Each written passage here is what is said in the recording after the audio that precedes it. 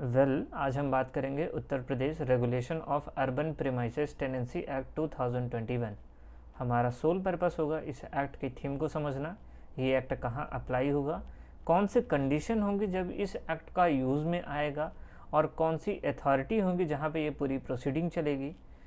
अब ये इम्पॉर्टेंट क्यों है, उसके लिए हमको ये समझना होगा कि यूपी जुडिशियल सर्विसेज में जो माइनर एक्ट में है ये नया एक्ट इंक्लूड किया गया है।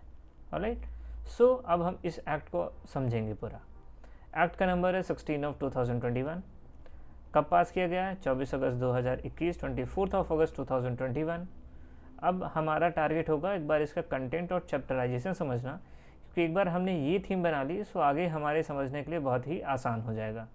चैप्टर 1 हमेशा की तरह प्रिलिमिनरी बात करेगा और चैप्टर जो लास्ट होगा वो बात करेगा मिसलिनियस सेक्शन में। प्रिलिमिनरी में आपने बाकी अदर एक्ट में भी देखा है, तो क्या ये बताते हैं कि ये एक्ट का नाम क्या है, ये एक्ट कहाँ अप्लाई होगा, अलॉन्ग विथ कोई ऐसा प्रोविज़न, कोई ऐसा एक्ट तो नहीं है जिसको ये सेव कर रहा हो। अलॉन्ग विथ दैट क्या डेफिनेशन है, दैट मीन्स जो वर्ड आगे यूज़ किए जाएंगे उनकी क्या डेफिनेशन है, कौन से सब्जेक्ट मैटर पे ये लगेगा या कौन से सब्जेक्ट मैटर पे नहीं लगेगा। प्रिलिमिनरी सेक्शन में हमेशा यही होता है। प्रिलिमिनरी में 1, 2, 3 इनमें यही दिया गया है, कहाँ पे अप्लाई होगा और कौन सी जगह पे अप्लाई नहीं होगा, डेफिनेशन क्या होगी। Then chapter number 2 is about the tenancy. Tenancy पूरे सीन को कहते हैं। नाउ टेनेंसी क्रिएट हो रही है तो कैसे क्रिएट होगी, एग्रीमेंट से क्रिएट हो रही है, कितना टाइम पीरियड होगा, कोई राइट एंड ऑब्लिगेशन है पार्टीज़ के, वो देखना होगा, सब लेटिंग का क्या प्रोविज़न होगा। ये basically actual talking about the tenancy. अब टेनेंसी की तो कंडीशन होती है ना कि आपको रेंट तो देना ही है। ये एक अगला टॉपिक हो जाता है। चैप्टर नंबर 3 में ये कवर है। अब आपको रेंट देना है, रेंट को रिवाइज करना है, उसके लिए प्रोविज़न है। काफ़ी लंबे टाइम तक रहते तो रेंट को रिवाइज करने का भी प्रोविज़न है। 10 इज़ टॉकिंग अबाउट कोई डिस्प्यूट होता है तो कैसे करोगे। 11 is about the security deposit. आप कभी भी आप जाइए तो आपसे सिक्योरिटी डिपॉजिट कराया जाता है, तो ऐसा नहीं है कि मनमाने तरीके से भी वो लोग ले सकते हैं, उसके लिए भी कुछ ना कुछ लिमिटेशन रहती है। चैप्टर नंबर 4 में देखेंगे तो राइट एंड ऑब्लिगेशन किसके बारे में बात हो रही है, लैंडलॉर्ड एंड टेनेंट के। अब ये नया है, हमने देखिए चैप्टर नंबर 2 में देखा टेनेंसी हो रही है, टेनेंसी के बाद चैप्टर नंबर 3 में टेनेंसी में आप रेंट दे रहे हैं, रेंट के बाद अब right and obligation of the किसके लिए, पार्टीज़ के शुरू हो जा रहे हैं। 12 हो गया, 13 हो गया। 13 is like rent and other charges जो आप पे करेंगे।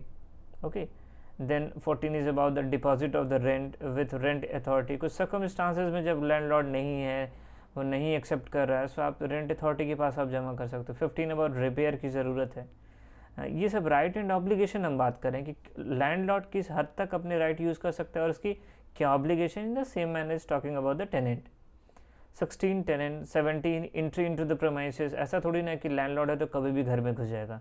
There must be some reasonable कि आप उसका एक नोटिस बताइए 24 आवर्स में, आप तब जाइए। And obviously sunset and before sunrise आप नहीं जाएंगे।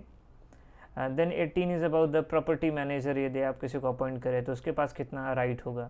देन 19 ड्यूटी क्या होगी, with holding of essential supply और सर्विसेज। ऐसा थोड़ी ना कि आप पानी बंद कर दो, इसेंशियल सप्लाई वो आप नहीं बंद कर सकते हो। ऐसा यदि सिचुएशन होती है तो फिर आपके राइट एंड ऑब्लिगेशन क्या क्या होते हैं। These are the section.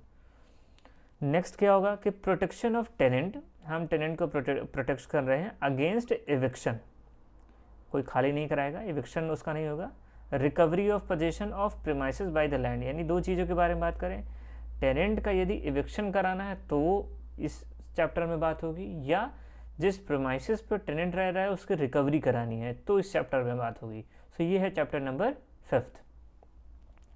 21 में देखिए protection of tenant against eviction, कि इवेक्शन होगा तो उसमें टेनेंट को कितना प्रोटेक्शन मिलेगा।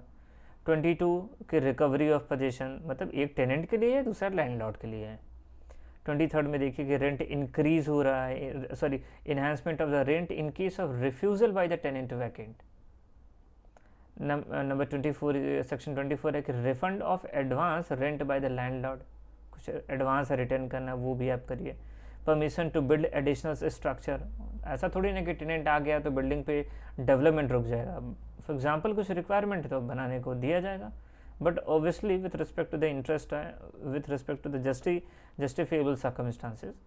देन 26 है कि यदि एडिशनल स्ट्रक्चर बनाना है तो आपको परमिशन का देखना पड़ेगा। 27 है कि special provision regarding the vacant land vacant है, बट ऑब्वियसली आपने रेंट पे देख रखा बट वैकेंट है, सो उसमें क्या प्रोविज़न लगेगा। Then 28 is about the vacant position to the landlord. Then 29 is a provision regarding notice of giving up position by the tenant, तो नोटिस है देना है तो वो भी टेनेंट देगा।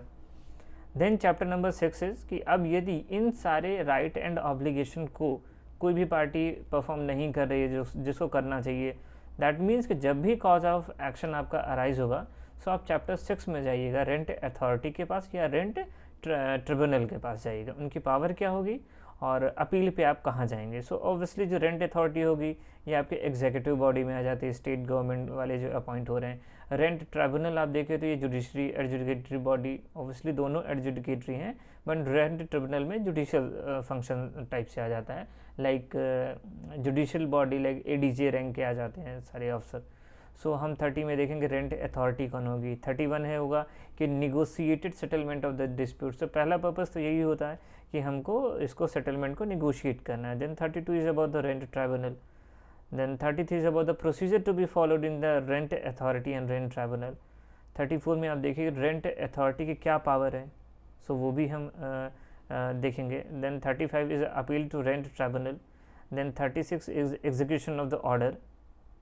Then chapter number 27 is about the miscellaneous, so there is an officer and other employee of the rent authority. Then jurisdiction of the civil court is barred, 38 में दिया गया है। Obviously 39 में आप जाइएगा तो कोर्ट फीस दीजिएगा। 40 is about the officer and staff to the public servant. 41 is about the 4-5 12 limitation act को वो आप भी इधर अप्लाई करेंगे, लाइक कोर्ट क्लोज है, आपको एप्लीकेशन पे आपको चाहिए एक्सटेंड कराना है, 12 में है कि पहला दिन आपको ऑफ करना है, सो वो डे सब लिमिटेशन एक्ट से गवर्न कर लिए जाएंगे। 42 ओवर राइडिंग इफेक्ट है, कौन से एक्ट में ओवर राइडिंग इफेक्ट करेगा। Then 43 is about the protection of action taken in good faith, so like 43। 44 power to make rule and कौन रूल बनाएगा। 45 कोई डिफिकल्टी है तो कैसे रिमूव होगी। 46 about the repeal and saving clauses. हमारे पास दो शेड्यूल हैं, first and second schedule, so that is talking about the content part and now we will study about the main act. So yeah.